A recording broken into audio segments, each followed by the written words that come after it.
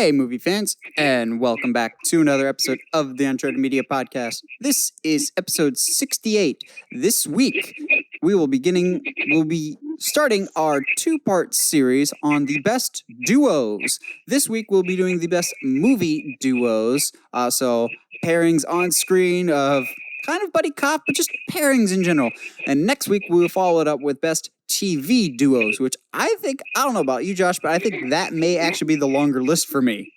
It is. I actually, when I was making this list today, we have a lot of almost like 90% crossover.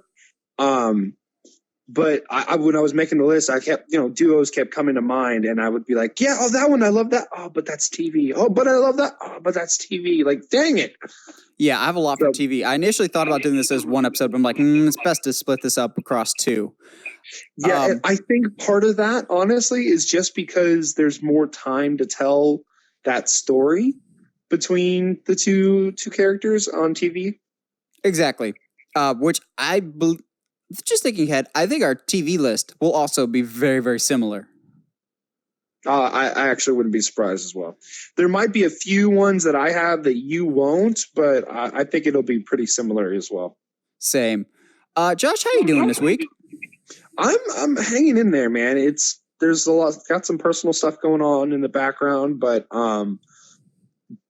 Dagum is wrestling picking up right now. Holy crap. I had no expectations for that Rumble, but it was so good. Oh, dude, totally. But also career-wise, it's picking up. My buddy Hearn, Hearn? Hearn, it's short for, actually, everyone go look up El Silencio. That's my buddy. He won his first title last night. So the night of the Rumble, I mean. Yeah, so the last night. Anyway. But yeah, so it was cool. He and I were driving back from the show,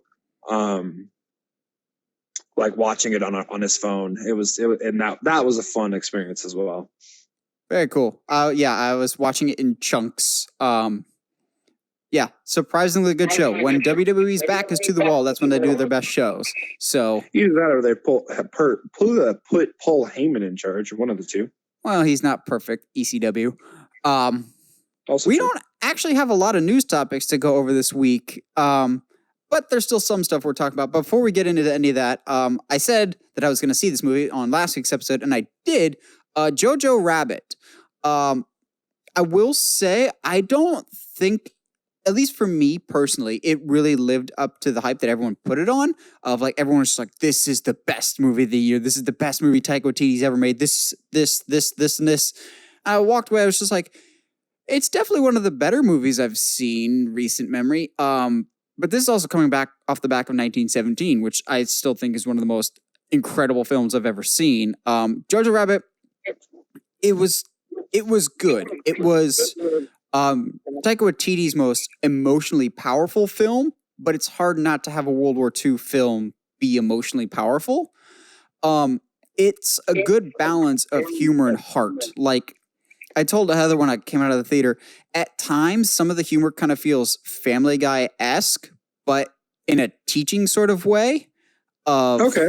Whenever they do really dark humor, I feel like they do it with a purpose and a reason.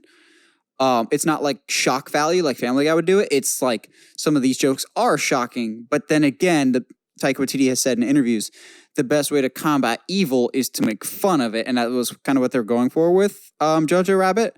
Also, okay. I know the marketing for the movie is there's an imaginary, Jojo's got an imaginary friend, Hitler. Hitler's actually not in the movie nearly as much as the movie advertises. It's also not as funny as I was expecting. It goes for a more emotional route.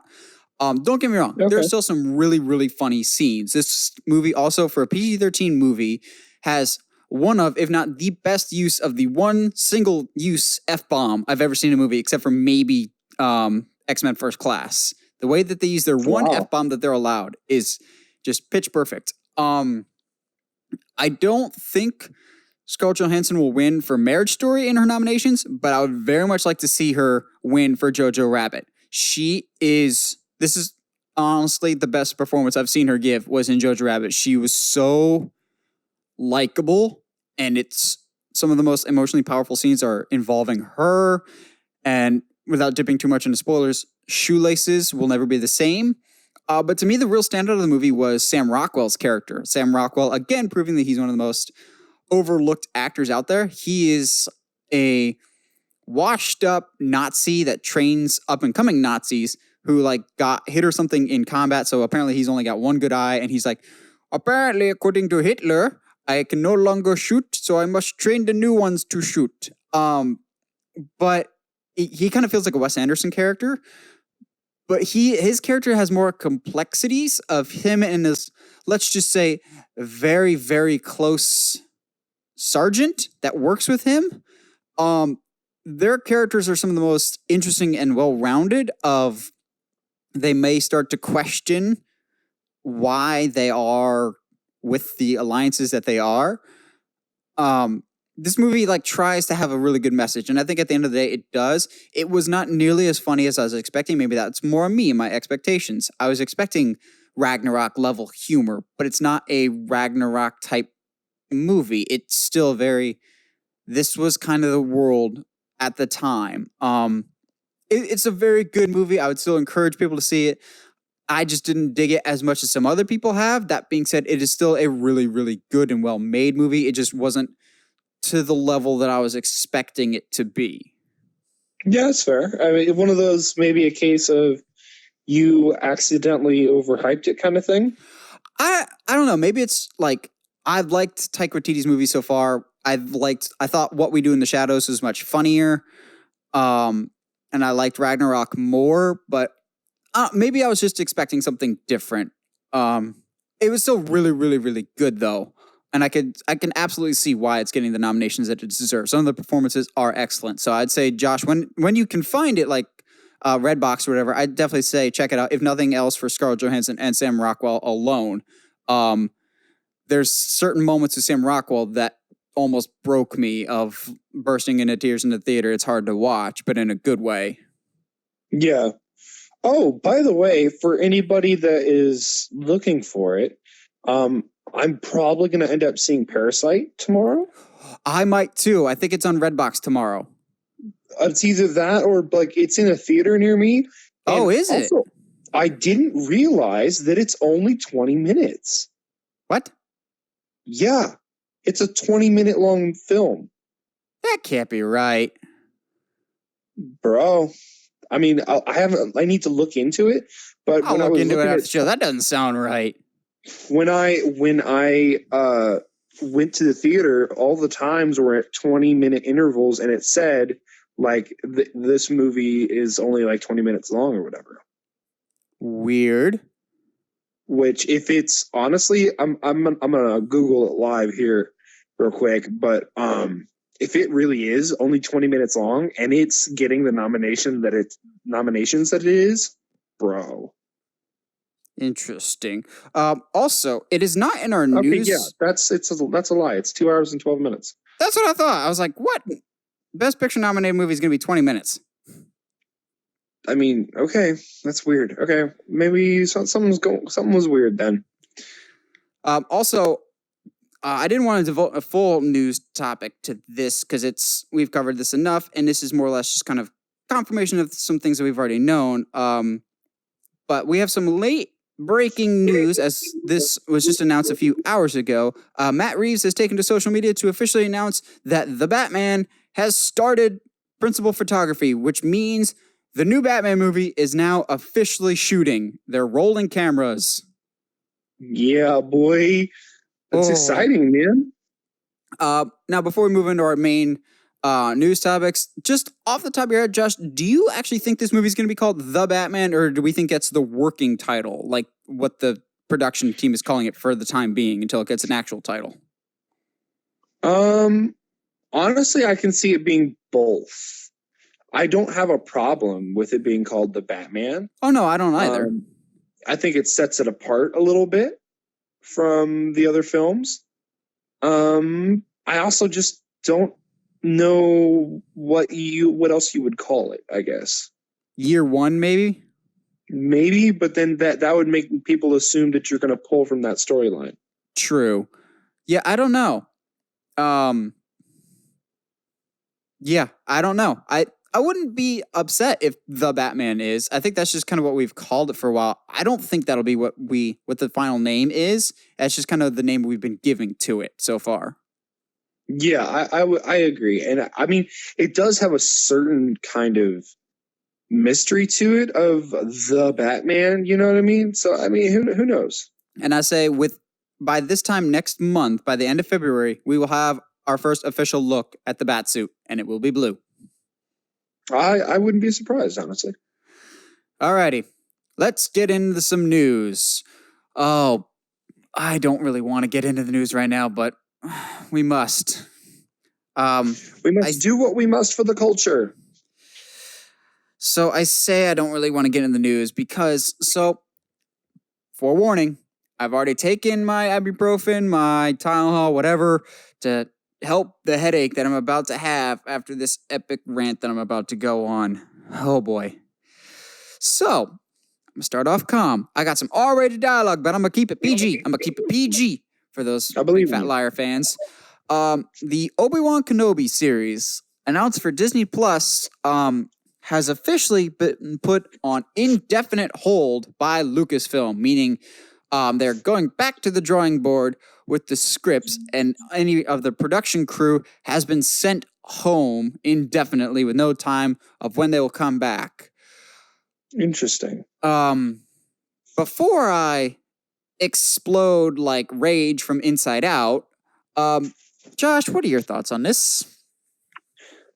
I'm going to try to take a positive light from this and say that they care about the project enough that they want to get it right. But on the other hand, with a project this big, why announce it if you're not ready? Okay. Deep breath.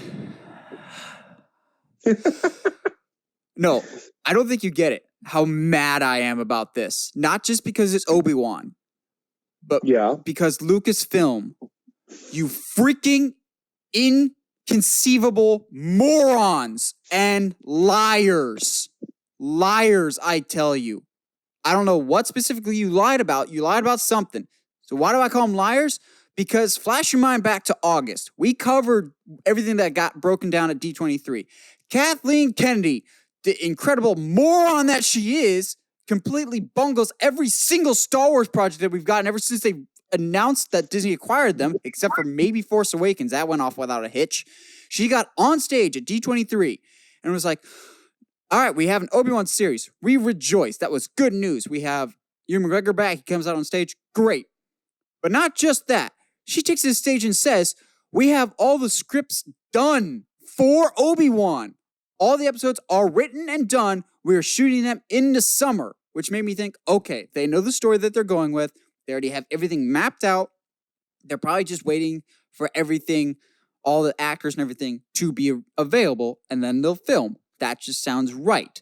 So where at this point did you lie to us? Because if you've had these quote-unquote scripts done since freaking August and you're just now realizing that they may not be okay to shoot, you either lied to us in August when you said the scripts were done, or you lied to us when you said now that we need to go back and retool it.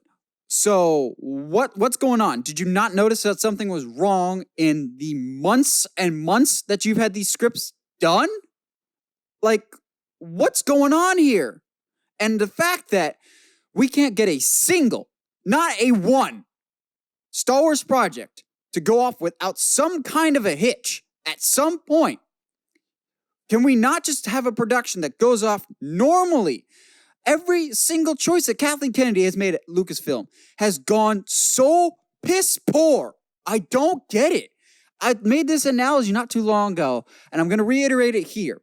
Say you're at a job and you make a mistake. The first time you make that mistake, your manager or whoever's in charge of you is going to take you aside, tell you what, if they're a good manager, they'll take you aside, explain the error that you made, and make sure that you don't make that mistake again.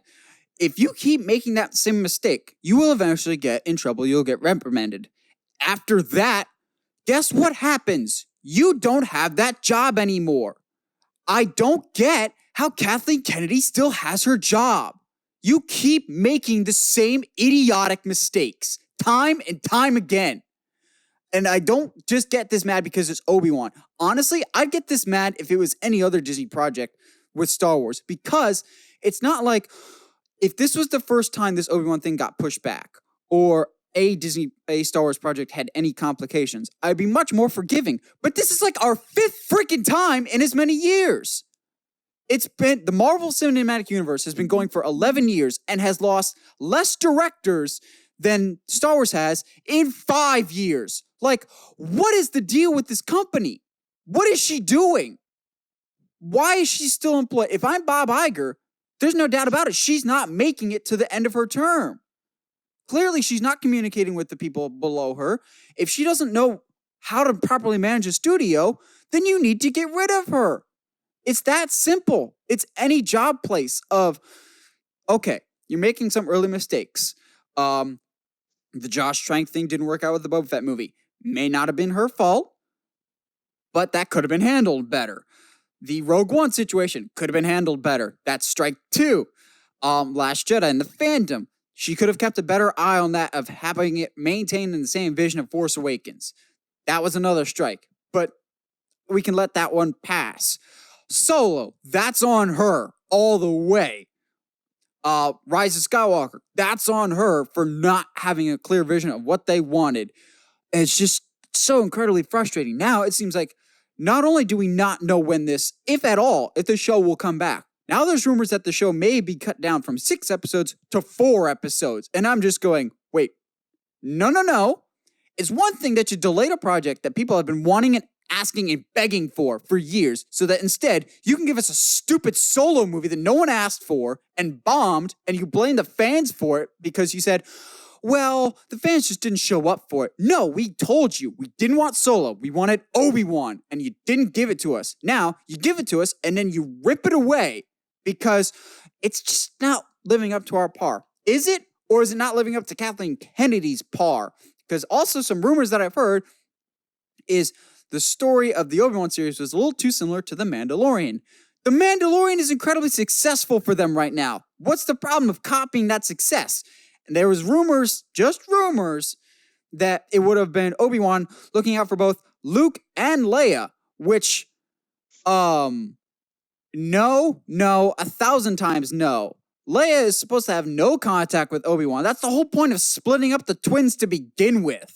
It's just so frustrating, the lack of any form of direction. I don't get it. It's time and time again, it's the same mistakes. It's hiring the wrong people to do the wrong job, and even if you like it, you're clearly not on the same page with them, that you fire them super late into the game. She's ill-prepared for this. And if I'm in charge of Disney, like Iger, she's not coming back. She's wasted time after time after time to fit what she thinks would be a good Star Wars mold, and she clearly doesn't know how to manage a bigger universe, and it's so incredibly frustrating that you put this thing on hold. You literally dangle the carrot in front of fans of, well, someday you'll get Star Wars, someday you'll get Obi-Wan, and then just keep stringing people along. If you keep doing that, people will leave, and honestly, I'm not leaving Star Wars anytime soon because I'm a fan. But I'm seeing the interest for Star Wars drop off dramatically, and it's unfortunate, and I have to point the finger at her. It's really difficult, but it's absolutely stuff that she's brought on herself. The Star Wars franchise over the next couple of years is definitely going to need to go into damage control. And this is one franchise, even more so than anything else, with the Obi-Wan thing. People just want this. Just deliver it to us. I think, actually, what we had before was probably pretty solid, but it didn't fit into what Kathleen Kennedy wanted for Star Wars. So therefore, we don't get it. It's not a collaboration with her. It's what I want is what happens. And that shouldn't be what it is. The Star Wars original trilogy is a collaboration between George Lucas and those around him. When he had absolute power, we got the prequels. She answers to no one except for Iger, and she needs to go. Hallelujah. Holy crap. Where's the Tylenol? Dang, man. I have thoughts, man. Yeah, you did. I kind of said the same thing, but in fewer words, I guess. And bless you for that. It's frustrating to have conversations with people that are like, I would be fans of Star Wars, but sometimes it's just it's like it's hard to be fans, and like I get that. Like the fact of the matter is, like something that you and I talked about briefly this week was how through conversations with you and a conversation with a friend of mine, realizing that Kylo Ren is the best character in the whole Star Wars Skywalker trilogy series, and it's almost like accidentally that they made him. Yeah, because I mean, like it's all Adam Driver, man. I mean, dude. I mean, I feel for him more because I mean, Anakin's just a whiny little butthead. Luke is too proud and too confident for his own good. Who also started out as a whiny butthead. Exactly, but Kylo, like, he's legit just reacting to the world that is presented to him. His master and uncle tried to kill him, and he's like, well, I guess that means I'm dark side. And then he's trying to be dark side, and he's like, this is clearly not who I am. I don't know what to do, but I'm kind of stuck in this rut, stuck in this door, so I might as well, take it all the way. And so he kills his dad, and then that eats him up. So it's like he's easily, and then just all the good that he comes about through him coming back to the right side and Rise of Skywalker. He's just the best. I like Kylo so much, but it, again, like you said, it's on accident. It's like they don't quite realize who their core characters should be. It's hard not to compare it to Marvel because they're run by the same company, and one's successful and one is losing its fans quickly. But the thing is with Marvel, you can tell at the end of the day that the MCU is made by people that love the source material, and the person in charge of everything pays attention to the little details, and the little details add up quickly. People's favorite things about Marvel isn't the grand action set pieces. It's the little character interactions. It's the little touches. And with Kathleen Kennedy, I have never thought that she's a Star Wars fan. She's an executive first. I always felt like every single one of the Star Wars movies, even the ones that I like, always feel like, what is the safest and most stockholder-friendly options that we can do for Star Wars? Yeah, Like, can we put Jon Favreau and Dave Filoni in charge, please? Or at least somebody with appreciation for the lore and appreciation for varieties of Star Wars and making something, be willing to take risks, try things, and not cancel people or cancel projects just because they're not matching up to what you personally want. Yeah. Somehow, our next story, I'm not nearly as mad about, but then again, I don't think it's possible for me to be any more mad than I am currently. So, I'm surprised this hasn't been announced already, but Captain Marvel 2 has officially been announced by Marvel. I could have sworn it was announced earlier, but I guess not. I made no qualms about the fact that I hate the first Captain Marvel. It is one of the worst MCU movies so far. It is so disjointed. Brie Larson is such an uninteresting lead. And some people will be like, you're saying that because she's what? No, it's not anything to do with gender. It's that all the characters in the movie keep telling her, you got to keep your emotions in check. The woman doesn't emote, period, in that movie. And the timelines bounce around all the time of weird flashbacks that don't really make sense. I don't like the first Captain Marvel. That being said, I will give the MCU the benefit of the doubt of more often than not in the MCU, save for Iron Man and maybe Thor, the sequels is really where characters come into their own for the MCU. Yes. I'll be honest, Captain America, by the end of Endgame, well, by the end of Winter Soldier, really, he's my favorite Avenger. But after the first movie, he was by no means my favorite Avenger. I think after the first Captain America, I liked Iron Man more than I liked Captain America, and how much things have changed over time.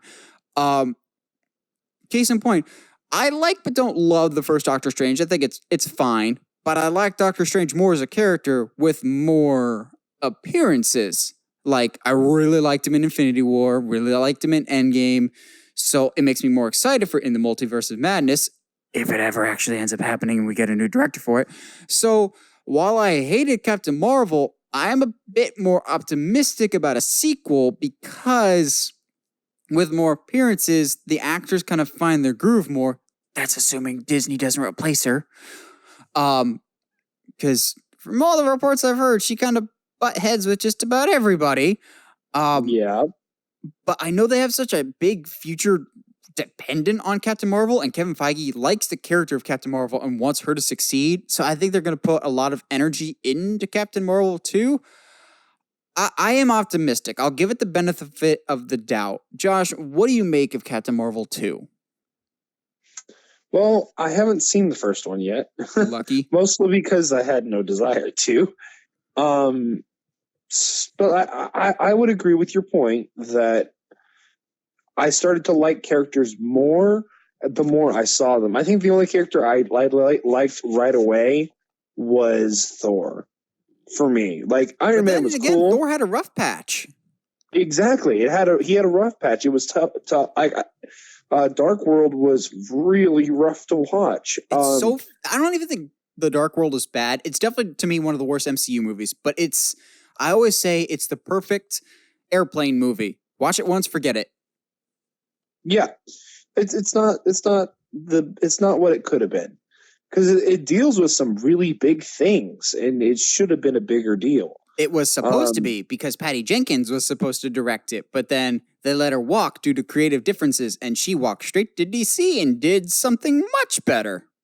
Exactly. And Marvel went, oh crap. Yes.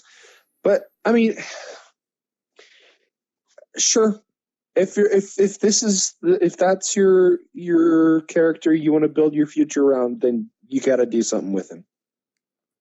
And I don't want Brie Larson to feel like she has to fit a certain mold, but is it just me, or so far in all the scenes with the rest of the Avengers, she kind of sticks out like a sore thumb of like, just the bump on the log of just like everyone quips, has fun, gets along, has good chemistry, and she's the one always that just seems like she's got her arms crossed, frown on her face, not happy to be there. Yeah. And even like when in the final battle of Endgame, she sticks out to me because it's like, okay, well, why don't you just take everybody out? Because you're obviously not like affected by these people. Like, why is this even a battle right now? Yeah. I want to like Captain Marvel because I want to like all the characters. It's just that, I don't know, I was so turned off by that first one, and the character of Captain Marvel was so frustrating at times. But I want to give it the benefit of the doubt. I want to like a Marvel movie. I always want to like any movie. But it's up in the air for me. I'll give him the benefit of the doubt. It's going to be just very interesting to see Marvel post Endgame of like, did we peak? It's just going to be the interesting hangover effect, I think, of especially with Black Widow coming out. Will there be, now that we're not building towards anything, in the near future at least, what's it going to look like for Marvel? How does that impact Captain Marvel 2, Black Widow, and the Multiverse of Madness, stuff like that? That's just interesting things to think about. Maybe that needs to be a discussion that we have at some point. Yeah, where do you go from here, especially if movies start to fail? Well, if it's anything like what Disney's doing, just reboot it in animated form. Just do an inverse of what Disney's been doing, which is taking their animated stuff and rebooting it into live action. So we have not one but two that I think are super odd choices, to say the least. We will be getting a live action remake of Bambi and a live action remake of Pinocchio. Oh man, I can't wait to watch Bambi's mom die in live action right in front of me. I choose to believe that Bambi exists in the same world as Iron Giant. Oh. Think about it, man. Okay. But like, make it at least a little bit better. We've had a live action Pinocchio in the past. Not from Disney. Okay, fine, but that didn't make it any less creepy. Yeah, Pinocchio is one of those like public domain ones. That's why a lot of Disney's animated stuff when they first started off, like Snow White, Cinderella, were all public domain stuff because they didn't have to license it out to anybody else. But I don't mind a Pinocchio one. To me, Pinocchio was never one of my favorites. It's always, in terms of old school, like Walt Disney made Disney movies, Pinocchio was always the redheaded stepchild, the one that stood out like a sore thumb, because it was really dark and twisted for a while. Of like, you had evil witches and whatnot, but you didn't have child slavery and children literally be turning into jackasses. Yeah, it's rough. And you think, and me personally, I have to remind myself that there's more movie after that scene, that little section of the story. Like, he still goes and gets trapped in the whale after that. Which, like, that whale in and of itself is terrifying. Yeah, like, there's so much really weird stuff that happens. It's just a weird movie nonetheless. At least with the Pinocchio one, we have an actual director attached to it for now until Kathleen Kennedy fires him.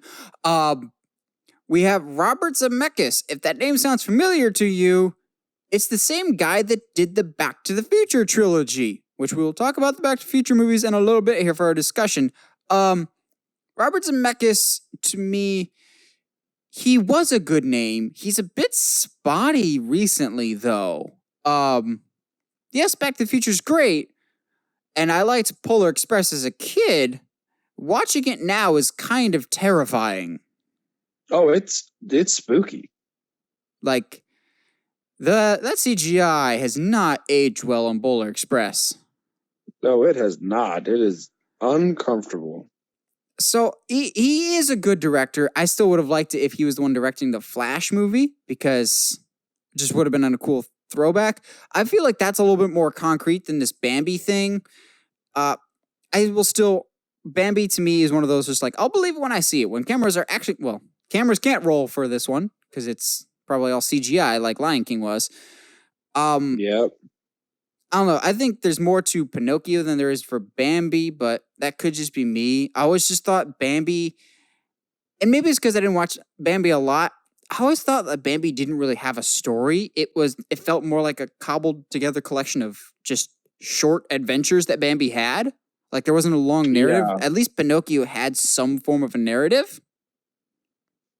Yeah, it's not a good one, but I feel about the same, unfortunately. Now, this may be a horrible thing to do to the world, given the fan base that would probably see it, but you know how we haven't had a good Robin Hood movie in 20 years? I mean, but didn't you just like get super frustrated about the constant iterations of Robin Hood? Yes, but what if Disney did a live-action remake of their animated one with the fox?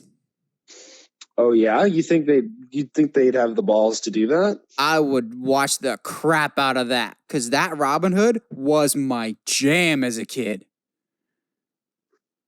I mean, it'd be as close to Redwall as I'd ever be able to get, so I would actually be more okay with that.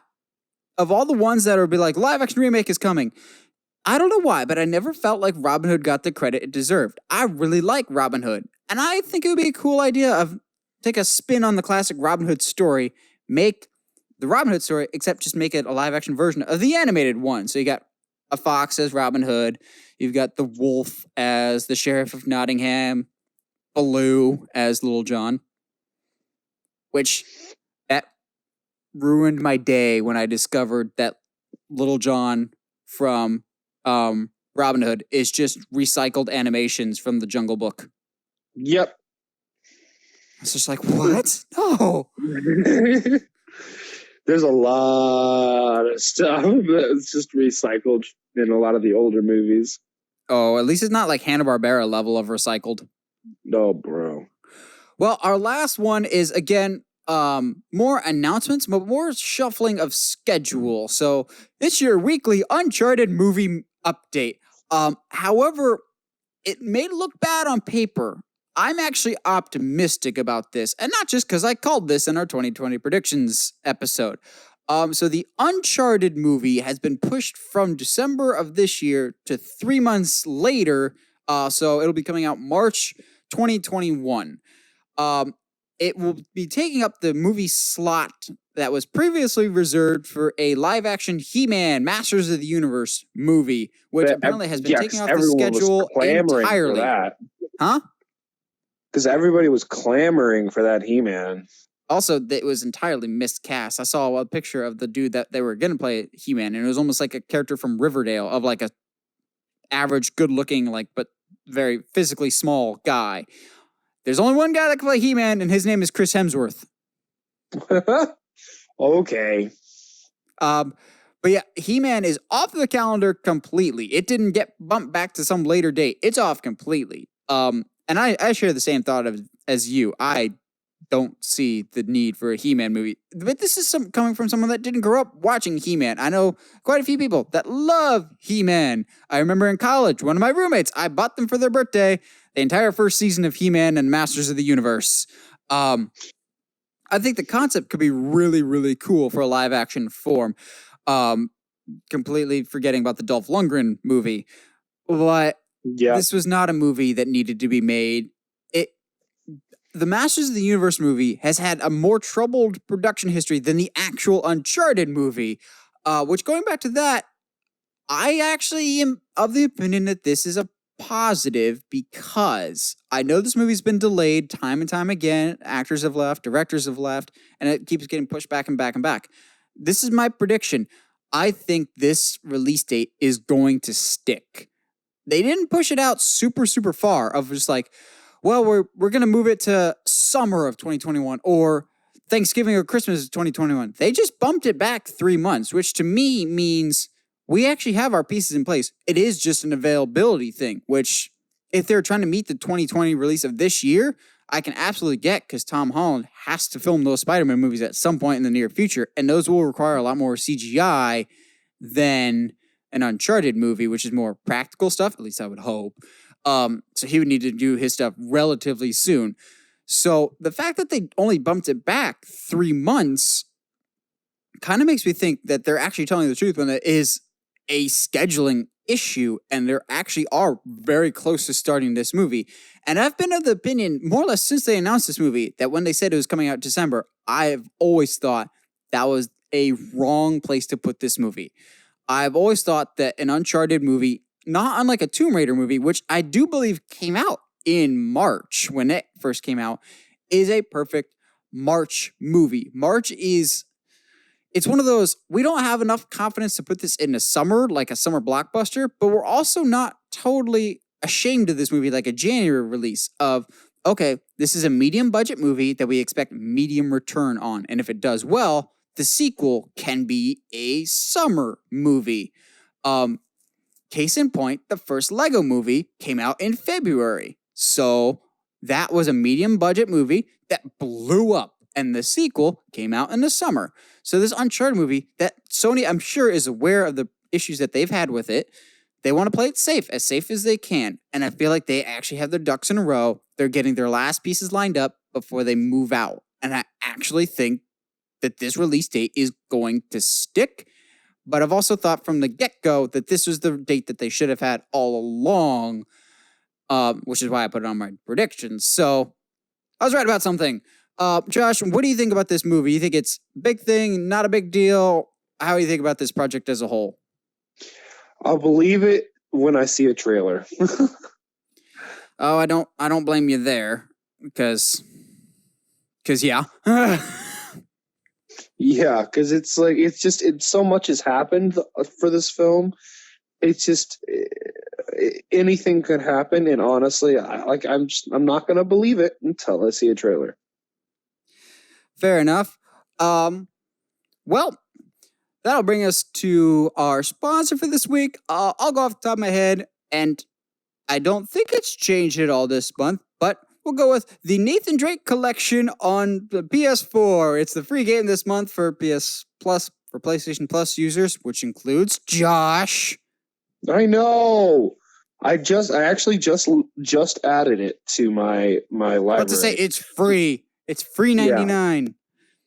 They're a great trilogy that hopefully inspire great movies, but we'll see about that. So in the Uncharted games, you've got Nathan Drake and Sam Drake, if you're playing the fourth one. But most of the original trilogy, it's Nathan Drake teaming up with his mentor, Sully. They make a great duo that hopefully we can breathe life into them as a great duo on big screen. Well, that got us thinking. On this podcast, we typically have a two-man crew. I just like two-man crews better. I'm not opposed to three-man crews, but I like the chemistry that Josh and I have. We work well together. We're a good duo. But it got me thinking about the best duos out there in the world of movies and TV. Because if you got a good duo, it can really make your movie work. So, we're going to talk about that today with some of our favorite movie duos. Yeah, boy. And this was actually, I think, one of the first times in history that, of the podcast at least, that our lists are basically identical. Like, I only have one different than you. And I actually had to remind you of that one. I know, you that which is well. Really sad. I know Josh better than Josh knows Josh. Well, yeah, because Josh doesn't always pay attention to Josh. Also, Josh has been dropped on his head too many times, and Josh doesn't always know who Josh is. Wait, who's Josh again? Exactly. Okay, I'll open it up, obviously, with the one that is most near and dear to my heart, because they're some of my longest-term movie friends of all time, and unfortunately, in 2019, this duo had to part ways and say goodbye, but in a nice fitting send-off, as one of them got to live out the life that they wanted so badly. Buzz Lightyear and Woody, whatever Woody's last name is, I guess. I'm gonna go with Alan. Woody Allen, really? I'm gonna go with Woody's owner's name and go with Davis. Okay, I mean, I guess that makes sense. Because yes, I'm that much of a Toy Story diehard that I know Andy's last name is Davis. Well, yeah, you're kind of a big nerd, so I grew up with Toy Story. I've said that story 1,000 times. Woody and Buzz are just, it's a great thing that they were the opening characters for Pixar to introduce to the world when Pixar started doing movies, because there's just that sense of familial connection, at least for me, with Buzz and Woody, of you just immediately connect with them, you love them. And I know Disney would try and replicate that success later with another honorable mention duo of Mike and Sully from Monsters, Inc. They don't resonate with me nearly as much, but I still like Mike and Sully. It's just something about Buzz and Woody. Their chemistry, they grow together as a pair, which I really enjoy, because frankly, the older I get, Woody's kind of a jerk in the first Toy Story. Not even kind of. Like, he's very prominently a jerk. Like, there's no reason for him to be as negative as he is to Buzz. Except for, I'm a jealous toy guy. But then he grows throughout the movie and becomes a really good, evolved character, as both of them grow. I like that the first one is almost a Woody movie, and then the second one is equally about both of them, basically. Woody's got his own journey, and Buzz has got his own journey. But their journeys are always intertwined, and they've always got such a good dynamic. I've always loved Woody and Buzz. They're a good group that work together, and their send-off of them parting ways, I thought was just really, really well done. I know some people are just like, I don't want to see Toy Story 4. 3 had a perfect ending. Don't think of 4 as a sequel to 3. Think of it as an epilogue to 3. Yeah, because to me, and I do like how 4 ended. It's fine. I'll accept it. I think 3 just meant more to me than 4 ever could. 3 is Woody saying goodbye to us as an audience because we are Andy. 4 is Woody saying goodbye to his friends like Buzz. It's a different type of goodbye. Yeah. Now, I'll go with another big name one that I've been with basically just as long as I've been with Woody and Buzz, but on a completely different end of the spectrum. This is probably, if not the most iconic duo/pairing in movie history, Han Solo and Chewbacca. Yeah, boy. Oh, man. And spoiler alert for Rise of Skywalker, Chewie finally got its medal, and I popped real hard for that. Oh, totally. It's really funny how they really could have just given some reason why Solo always knows what Chewie's saying. They did in Solo. It's not clear though. He's just kind of like, oh yeah, I know languages. He speaks Chewie a little bit. Chewie is the technical language. Yes, or something like that. But he's like, but at no point. But that's like not enough for him to like know everything. I don't know. I've always liked that. We all just kind of accepted the fact that he knew what Chewie was saying. And Chewie, I love what Peter Mayhew and thusly over the past several films, Juana Suartamo has done a very good job of filling in Peter Mayhew's very large shoes. Chewie's always been one of those characters that like emotes well, considering he never actually can speak words that we understand, but we always know how Chewie's feeling. And I think that's part of how Han is playing off of him, but also just the body language from the actor. Yeah, it's interesting to me that I felt the Chewie roar when Han dies like more than any other yell that we've had in Star Wars. Mm-hmm. Their dynamic is so strong, in fact, that they thought they could make a movie around it, which I don't blame either of the actors involved, but that it just did not work. I like with Han and Chewie, even though we only see a little bit of their adventures, I always got this like greater sense that, oh yeah, these have been buddies forever and have this long, epic history together. Yeah. And I didn't need to know what that history was. Yeah, no, I would agree with that. Now, I've got kind of like a subgroup that I didn't really think about, but kind of can be lumped together, which is, for lack of a better term, the stoner duos. Yeah. Because there's kind of only some of them are idiot stoners, others are just idiots. Case in point, the great idiots that are the Blues Brothers, Jake and Elwood Blues. Yeah, boy. So they're the best. Oh my goodness. I'll openly admit I only saw Blues Brothers for the first time like 2 or 3 years ago. Because my earliest exposure was a duo that we will talk about next week, I'm sure. Drake and Josh had a Blues Brothers episode where they sing as the Blues Brothers at a talent show at the end. And I always remember singing Soul Man a lot. And so I was just like, someday I need to actually see the Blues Brothers, which Nickelodeon, do not tell your kids to watch Blues Brothers. That's not okay. Because when I finally watched Blues Brothers, that movie's not for kids. No, not at all. It's really messed up. Which also, I know she's great as Princess Leia, but Carrie Fisher in Blues Brothers may be her best performance. It's so great. It's fantastic. But the Blues Brothers, it's stupid comedy is so hard to get right. That's why I'm kind of hit or miss with Will Ferrell at times, which honorable mention to Will Ferrell and Mark Wahlberg and the other guys. Yeah. But stupid comedy is hard to get right, but Blues Brothers, I think, balances that line of stupid and utterly ridiculous with excellent writing incredibly well. If it wasn't for John Belushi, the movie would not work. Case in point, Blues Brothers 2000. But it's just this, I don't know, level of fun, but stupid that really, really works for them. Of like, I don't get how they're able to keep as straight of a face as they do. I think the epitome of it for me is that final line when they're like, we've got half a tank of gas, there's cops chasing us, and we're wearing sunglasses, and it's nighttime.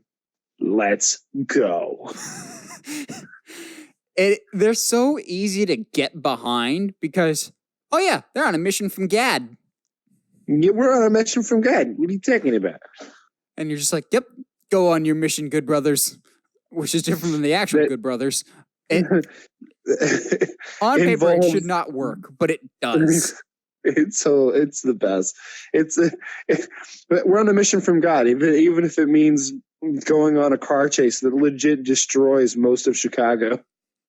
It's all right. It's Chicago. But hey, they ruined a Nazi rally, so that's all that matters. Yeah, it's just an odd movie that I really think works because of the pairing of the main duo. Now, this next two for our idiot stoner duos more or less is kind of a carbon copy of each other, except one I like better than the other one. So, one gets their inspiration from TV and is the only good SNL movie ever made. Well, except for maybe Blues Brothers, actually. I always forget Blues Brothers is an SNL movie. Yeah. I, of course, am referring to Wayne and Garth from Wayne's World. Wing. Wayne's World. Party on. Excellent. This was back in the day when Mike Myers was funny. May his humor rest in peace. Did you watch this movie with us in college, Josh?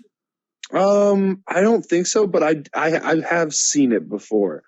The bit that always gets me the hardest is the product placement bit. Yes! I always laugh so hard at that. It's, oh my God. We will not. It gets me hard every time. We will not cave to corporate sponsors. It just gives me a headache, you know? So when I have a headache, I take 2 Tylenol PMs. That and when the chick's talking to Garth, she's like, "Hey, let's get out of here." Why? Where are we going? You don't even have a jacket. I love Garth. I'm not going to tell you who. I'll leave that to your own brain. But let's just say there was a friend of ours in college that I always was just like, oh yeah, that if he was in a movie, he'd be Garth. Well, it's not me, so. Oh no. I'll tell you about it another time. But when we first watched it, he was in the room with us, and we told him to his face, and he was just like, "Yeah, I can't even deny it." Like he knew. But Garth is great. I love with Wayne's World, they're aware but not that a camera's always following them. Of like at the beginning when their character's intro and Mike Myers' character starts walking one way and Garth is just like, I don't have anything interesting to say, but look over there. And like tries to run away. Yeah. And that's another one like the Blues Brothers that if the chemistry of the characters don't work, the movie does not work. Also true, yeah. Because the premise is just ridiculous. Not as ridiculous as the next premise, and the characters that I actually like a little bit more when it comes to idiot stoner duos. The premise so ridiculous of we are failing our history class and need to go back in time in a phone booth with a guy named Rufus. I mean, I don't see any problems with that.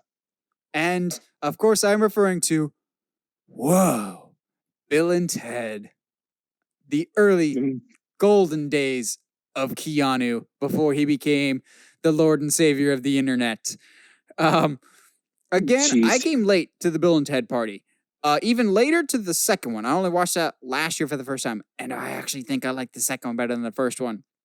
But Bill and Ted, to me, is time travel logic that doesn't overcomplicate things because they just throw out the rule book. They're like, this is a comedy. We don't need to bog you down in the dense what ifs of time travel. Take notes, Looper, of, whoa, we need the keys to the house. Well, what if in the future we just hide the keys here? That way when we need them, they'll be here. Look, here's the keys. And I'm just going, you guys are so stupid that you're geniuses. I mean, yeah. But they're different stupid than Wayne and Garth. It's like having 2 Garths, basically.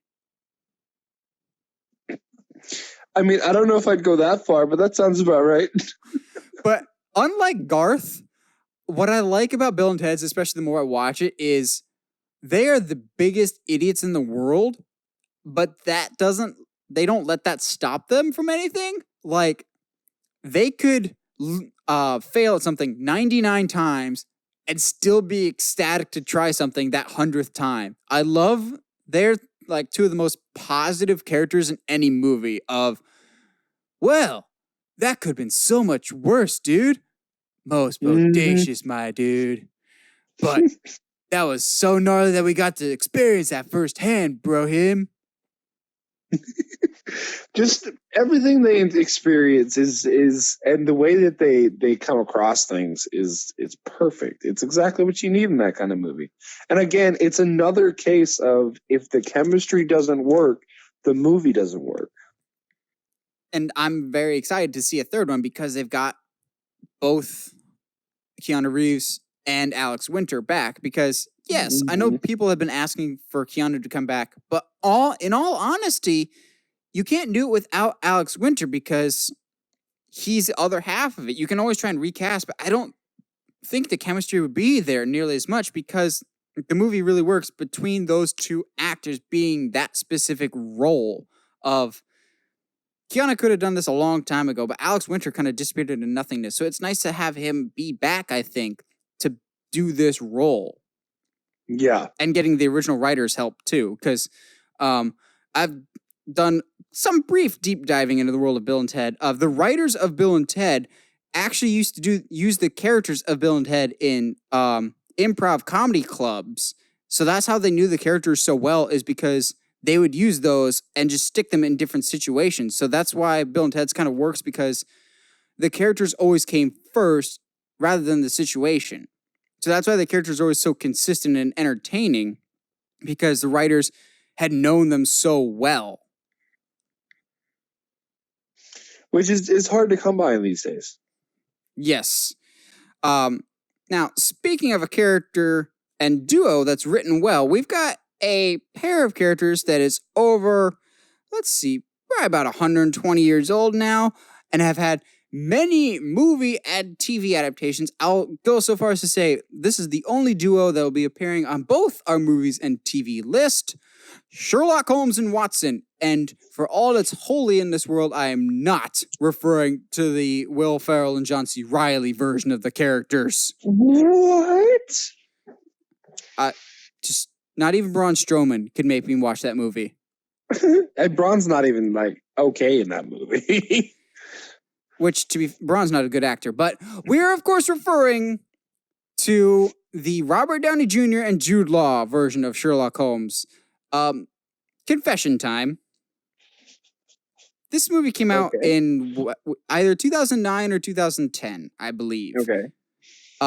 It came out Christmas time. I remember very, very vividly, because I remember asking somebody if they wanted to see it, and I think I ended up seeing it with them and some friends.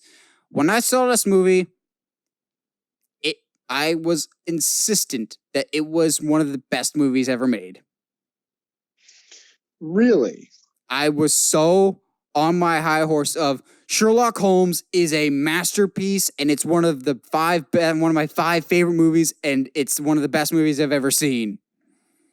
I was a young, naive, and still learning movie fan. I mean, it is good though. Oh, absolutely. I just don't know if I was right to put it on, this is one of the best movies ever made. I mean, it's definitely still like... It's definitely one of the best Sherlock Holmes films ever made. Yeah. And I'll chalk that up to casting, minus Robert Downey Jr.'s at times questionable Sherlock Holmes accent. The movie, I think, really, really works because both characters are really aware of what their characters are, this incarnation, and really bring that to the forefront of the chemistry between Downey and Law are really, really good. It's a different take on Holmes and Watson we've seen before, but still very reminiscent of things past, but still very much with a Guy Ritchie feel to it. What are some of your memories of Sherlock Holmes, and why? I'm assuming it would have been on your list. No, yeah, it's... I mean, just that opening scene alone, because of the chemistry between both of them, it like you automatically want to see where this adventure goes. Like I just the what's the phrase? It's not that it's not dialogue, but just the the joking and like the giving each other a hard time all the way up to the point where they're catching the bad guy. Is that a new hat? Yep, just picked it up. Yep. That's what sells me on it, man. It's the chemistry between the two. Because we'll talk about it next after this. It's one of the ones, your late edition. It kind of feels like a duo that we'll talk about next of one of the characters lives kind of in their own little bubble of just being a little bit kooky, and their partner, who is frankly just too old for this and is just like, I'm just tired of this. Like Jude Law has this great like demeanor throughout the film of just like, I have literally seen everything Sherlock has to offer me, and I'm just too over this. He's poisoned the dog again. I'm just done. And then yet there's still times where like Sherlock will do something and Watson is like, well, of course he would do that. When he's just like, remember, we have to save our bullets. And he thinks he's behind him, so he just shoots the whole wall. What was that about saving bullets? I think the chemistry between the two of those is why those movies resonate so much with audiences, more so the first one than the second one, and why fans have been clamoring so much for the next one, which eventually will come. Doolittle may have put a halt on Downey's momentum for a little bit, but these movies I really think are carried by their duo of Holmes and Watson, and the characters really, really work. The very specific type of Sherlock that they did, the very specific type of Watson feeling, I'm too old for this crap. And if that sounds familiar, it's because that's our next duo. Josh, take it away. Who's too old for this crap? I mean, if anybody listens to this show, you know how much I love Riggs and Murtaugh in the Lethal Weapon series, man. I will not sit here and say that Mel Gibson is one of the best actors around, but when he's in a role that is basically his personality, he really shines. Well, and Danny Glover, of course, is just always too old for this. Danny Glover, the man with the smooth voice. Oh, dude, what a guy! I think I like the second one a little bit more. Because of what you just talked about. Like you have one guy who's a little too kooky, a little out there, but he's like got some kind of charm to him that everyone, is kind of like okay with him. And then you have the other character, like he's seen everything that the character one has to offer, and he's just over it. But he's like, that's also my brother, so if you touch him, I'll kill you. Yeah, that's like any actual partnership of they're crazy, but the crazy that I'm accounting for. Yes. Like nobody can make fun of my brother except for me. Yeah, basically. Or be like, if someone talks crap to you on this podcast, I will kill them, but I'll call you whatever I want. Exactly. Like, you could be the most ill-prepared co-host ever, but as soon as somebody else says that, we fighting. I mean, because I try, at least. Oh, no, you've gotten so much more prepared over time. Like, when we first started, it'd be like, so, I just looked at the notes right before we hit record. I'm looking up the news stories. As I'm talking, you're looking up notes. So, yes, folks at home, Josh has significantly grown over time. He's also sustained a few less concussions over time, which I'm sure helps. I mean, yeah, I suppose so.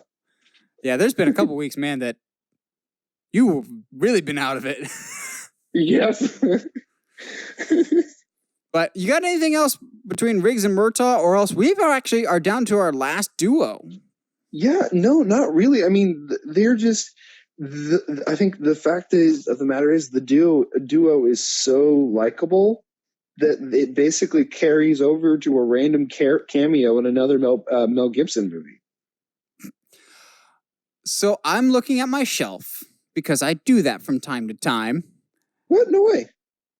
And I'm looking at one that I said that Holmes and Watson will be our only one that appears on both our movie and TV list. I think I may have been mistaken.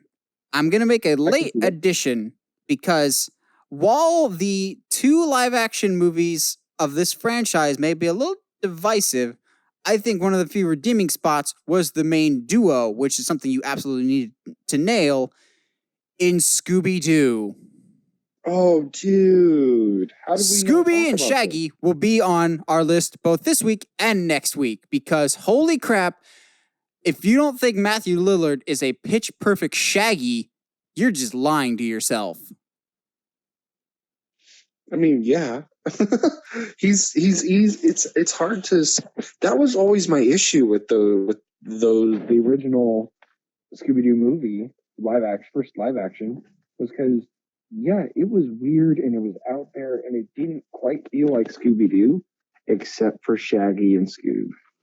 And Scooby, the animation got weird at times. But that's more of a budget thing. The first Scooby-Doo has this really fascinating history, like behind the scenes issue of like, it was supposed to be a hard PG-13 adult-oriented dark humor, like Family Guy style, which is why it was written by James Gunn, who did a lot of dark humor at the time. But it got changed super, super late in the game because the studio wasn't a big fan of it. So they made it more of a family-friendly, which is why it kind of has this like too dark for kids, too childish for adults type vibe, because they had to rework a lot of it, which is also why the creatures in the movie look so awful, is because a lot of the budget went to CGI elsewhere or reshoots elsewhere of like some scantily clad characters had clothes digitally added onto them and stuff like that. It's a super fascinating story that people don't often know about the Scooby-Doo movie. And that's why a lot of the characters are over-exaggerated and spoofed up versions almost of the original counterparts, like Fred or Daphne, is because they were originally supposed to be parody versions of the original characters. That being said, while the movies themselves may not have aged well over time, something that has aged pretty well is they at least nailed the dynamic between Shaggy and Scooby of... Yes. Everyone goes their separate ways, except for Shaggy and Scooby. Those are almost like always the unshakable bond and the ideal duo.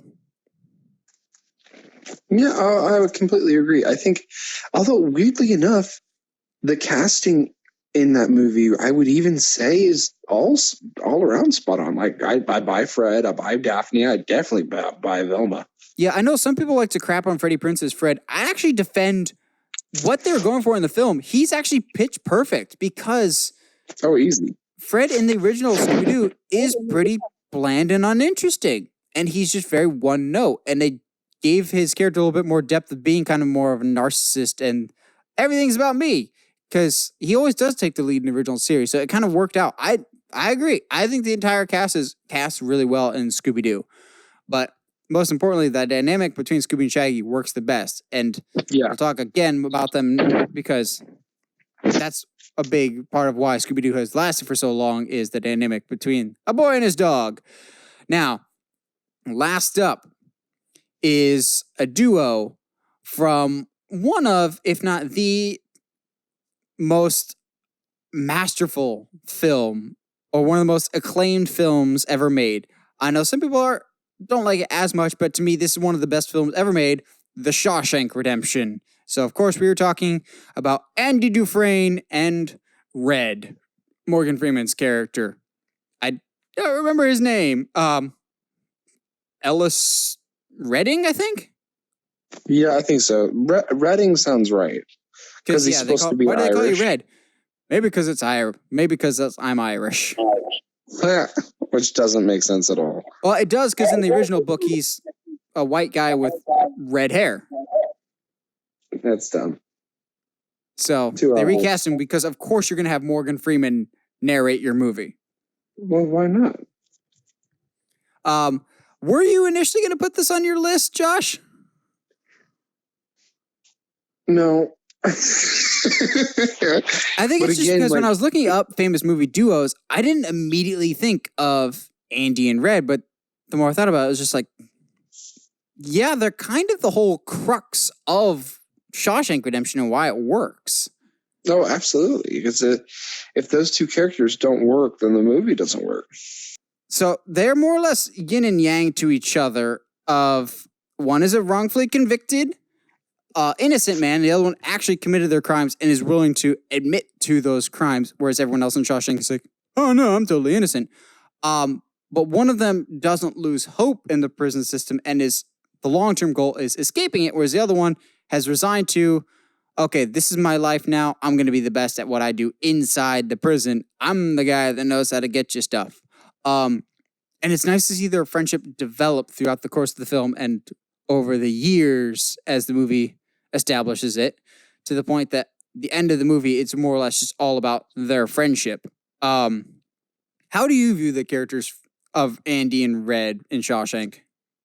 Well, because Red definitely seems to have, like, I'm not going to say pity, but he sees that Andy is not going to last long in the system if he doesn't help him. And so Red, in a lot of ways, takes him under his wing, even though I don't think Andy necessarily needed it, or thought that he needed it, at least. Which, taking characters under your wing is literally a recurring theme in Shawshank of, like you said, Red kind of takes Andy under his wing. Andy kind of takes that young blood under his wing. And then Brooks literally takes a bird under his wing. Mm-hmm. It's just interesting to see, because that is a theme, that runs through the film. But I think the big thing is that Red unintentionally strikes a match in Andy and starts this fire where Andy starts to become really, like, rebellious. Like, that's why he puts on the record on the prison loudspeaker. That's why he is consistently fighting back, because he just wants to feel like a normal human being and not a prisoner, because he knows that's not who he is. And it's, if I remember correctly, Red is the one that tells Andy first, and then Andy says it later, get busy living or get busy dying. Yes. Or is it the other way around? No, it's definitely a Red. I'm pretty sure Red says it first. Because then Andy says it the night he's about to escape. Which it's nice to see. I don't know. There are two different versions of hope, because hope is the major theme for Shawshank. Of one of them is incredibly hopeful, and Andy, another one is just like, I gave up hope a long time ago, because hope is a very dangerous thing in a prison, because it's like the Obi-Wan movie. You get your hopes up and it only makes the pain that much worse. Yeah, absolutely. And being crushed by dashed hopes is not what you want when you're going to be stuck in a 4x4 room for years on end. Yes, but I like that Andy never lost hope, not just in his situation, but also in his friend. Of he always tries to keep Red hopeful. Yeah, he always tries to bring the people around him, but I think that is only inspired because Red befriends him. Otherwise, I think the sisters take over his soul in that way and kind of crush his spirits. Oh yeah, Andy. They definitely make it a point that he had a rough go of it at first. Yeah. Yeah, I think that's about it. Unless you got some late ones that came to you in the out of nowhere. Really. I mean, the big thing is, and I think you experienced this too, is just to kind of get the juices flowing. I always go online and read lists that other people have made for our topic, just to kind of be like, oh yeah, okay, I remember that movie, blah blah blah. And some of the duos that some people were talking about, like Hannibal and Clarice. I don't count them as a duo. Yeah, exactly. That was going to be my I typically think of duos as on the same side working together. Exactly. I see. To me, you can't count that. The other one I did consider was Bonnie and Clyde. See, I can't put that on my list because I have not seen Bonnie and Clyde. And I've seen it, but I don't know. Like, I feel like that could be any two people. You know what I mean? Like, it doesn't feel necessarily special. It's like when I think duos, I think dynamic duo. Batman and Robin, Rocky and Mickey. Which there really hasn't, in that. I think that's the only other reason why, like, there's no Batman or Robin on our list, because there really hasn't been like a good Batman Robin. Nope, that's why I want it so bad with these Matt Reeves one. It's just because Robin has been such a big part of the Batman mythos, and we really have gotten that not up to the level it should be. Absolutely. That'll about do it for movie duos. What are some of your favorite movie duos? Let us know in the comments below. And as always, if you like what you hear and you want to hear more, subscribe to us on whatever audio platform you're listening to us on, whether that's iTunes, Spotify, Google Podcasts, or YouTube. And if you haven't already, subscribe to us on YouTube at Uncharted Media. And as always, stay sharp, movie guys and gals.